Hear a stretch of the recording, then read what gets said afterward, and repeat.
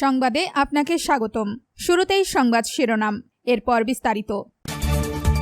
অত্যাধুনিক মার্কিন MQ-9 drone ভূপাতিত করল ইরান। হামাস কমান্ডারকে হত্যার দাবি ইসরায়েলের।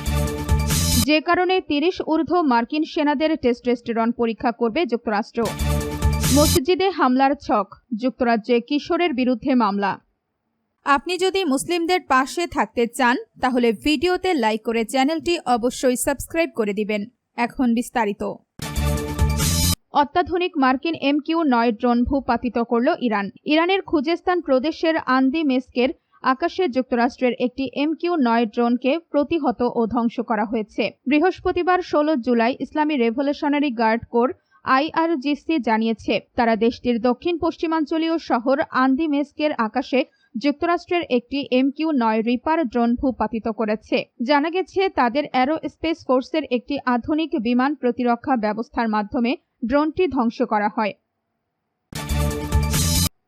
হামাস কমান্ডারকে হত্যার দাবি ইসরায়েলের। ফিলিস্তিনের অবরুদ্ধ গাজার মধ্য অঞ্চলে চালানো এক বিমান হামলায় উপত্যকাটির প্রতিরোধ আন্দোলন হামাসের কাসাম ব্রিগেডের স্নাইপার ইউনিটের দায়িত্বে থাকা কর্মকর্তা ওমর আহমেদ আবু কাশেম নিহত হয়েছেন, এমনটাই দাবি করেছে ইসরায়েলি সেনাবাহিনী। বৃহস্পতিবার 16 জুলাই এক প্রতিবেদনে এই তথ্য জানিয়েছে কাতার ভিত্তিক সংবাদ মাধ্যম আল জাজিরা। সেনাবাহিনীর দাবি, চলমান যুদ্ধে গাজায় ইসরায়েলি সেনাদের ওপর বিভিন্ন হামলায় তিনি সক্রিয়ভাবে অংশ নিয়েছিলেন।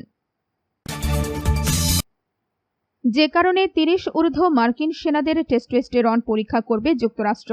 যুক্তরাষ্ট্রের প্রতিরক্ষা মন্ত্রী পিট হেগসেথ ঘোষণা দিয়েছেন, 30 বছর বা তার বেশি বয়সী সক্রিয় ও রিজার্ভ সেনা সদস্যদের বার্ষিক স্বাস্থ্য পরীক্ষার অংশ হিসেবে টেস্টোস্টেরনের ঘাটতি, টেস্টোস্টেরন ডেফিসিয়েন্সি পরীক্ষা করা হবে। যুদ্ধক্ষেত্রে সেনাদের শারীরিক সক্ষমতা ও দীর্ঘমেয়াদী স্বাস্থ্য সুরক্ষার লক্ষ্যে এই উদ্যোগ নেওয়া হয়েছে। বুধবার সামাজিক যোগাযোগ মাধ্যম এক্সে প্রকাশিত এক ভিডিও বার্তায় হেগসেথ বলেন, সেনা সদস্যদের সর্বোচ্চ সক্ষমতায় দায়িত্ব পালনের জন্য প্রয়োজনীয় টেস্টোস্টেরনের মাত্রা নিশ্চিত করতেই এই কর্মসূচি চালু করা হচ্ছে। তিনি জানান, যাদের শরীরে টেস্টোস্টেরনের মাত্রা কম পাওয়া যাবে তাদের স্বেচ্ছা ভিত্তিতে হরমোন রিপ্লেসমেন্ট থেরাপি HRT নেওয়ার সুযোগ দেওয়া হবে। 30 বছরের কম বয়সীদের ক্ষেত্রে এই পরীক্ষা ঐচ্ছিক থাকবে। পেন্টাগনের মুখপাত্র শন পার্নেল জানিয়েছেন, নতুন নির্দেশনা তাৎক্ষণিকভাবে কার্যকর হবে। তার ভাষ্য, এই কর্মসূচির মাধ্যমে প্রতিরক্ষা বিভাগ সেনাদের স্বাস্থ্য সংক্রান্ত একটি পূর্ণাঙ্গ ভিত্তি তথ্য ভাণ্ডার তৈরি করতে পারবে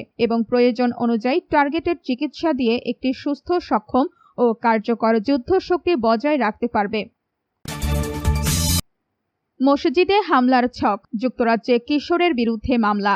যুক্তরাজ্যে দক্ষিণ লন্ডনের দুটি মসজিদে হামলার পরিকল্পনার অভিযোগে 14 বছর বয়সী এক কিশোরের বিরুদ্ধে সন্ত্রাসবাদ সংশ্লিষ্ট অভিযোগ আনা হয়েছে। পুলিশের ভাষ্য, ঘটনাটি চরম ডানপন্থী মতাদর্শের সঙ্গে সম্পৃক্ত এবং এতে স্থানীয় মুসলিম সম্প্রদায়ের মধ্যে উদ্বেগ তৈরি হয়েছে। বুধবার 15 জুলাই লন্ডনের মেট্রোপলিটন পুলিশ জানায়, নাম প্রকাশ না করা ওই কিশোরের বিরুদ্ধে সন্ত্রাসী কর্মকাণ্ডের প্রস্তুতি নেওয়ার অভিযোগ আনা হয়েছে। তার বিরুদ্ধে দক্ষিণ লন্ডনের সাটন এলাকার দুটি মসজিদকে লক্ষ্য করে হামলার পরিকল্পনার অভিযোগ রয়েছে।